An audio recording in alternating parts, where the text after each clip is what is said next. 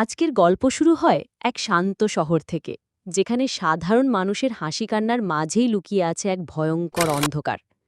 আর সেই অন্ধকারের কেন্দ্রে দাঁড়িয়ে আছে এক তরুণী মেয়ে, নাম তার সাইয়ারা। ছোটবেলা থেকেই সাইয়ারা দেখেছে কিভাবে অন্যায় আর ক্ষমতার জোরে নিরপরাধ মানুষদের জীবন ধ্বংস হয়ে যায়। সেই কষ্ট তার মনে জমেছিল প্রতিশোধের আগুন হয়ে। একদিন শহরে ঘটে যায় এক ভয়াবহ দুর্ঘটনা।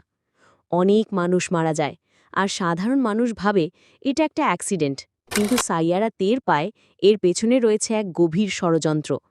আর সেই ষড়যন্ত্রের মূল নায়ক আর কেউ নয়, শহরের সবচেয়ে প্রভাবশালী ব্যবসায়ী রুদ্র।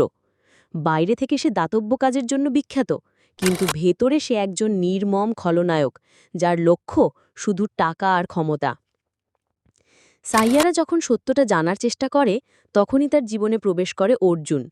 অর্জুন একজন সৎ পুলিশ অফিসার, যে অন্যায়ের বিরুদ্ধে লড়াই করার শপথ নিয়েছে।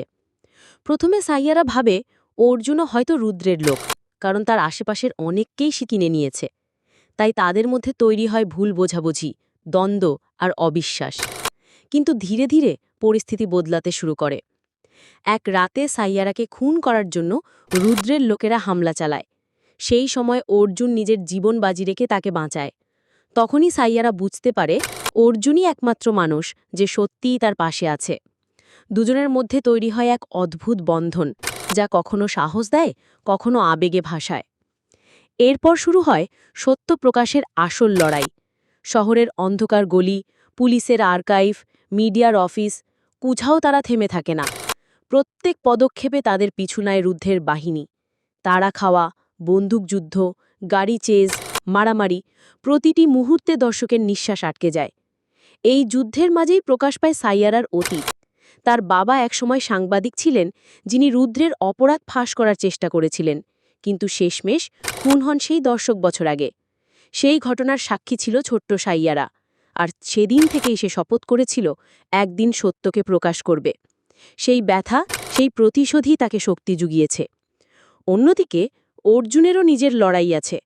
পুলিশ বিভাগের ভেতরে অনেকেই রুদ্রের টাকায় কেনা, তাই সে যখন সাইয়ারার পাশে দাঁড়ায়, তখন তাকেও বিশ্বাসঘাতক বলা হয়। কিন্তু অর্জুন জানে সত্যের পথে দাঁড়ানো সহজ নয়, আর সে পিছু হটার লোক নয়।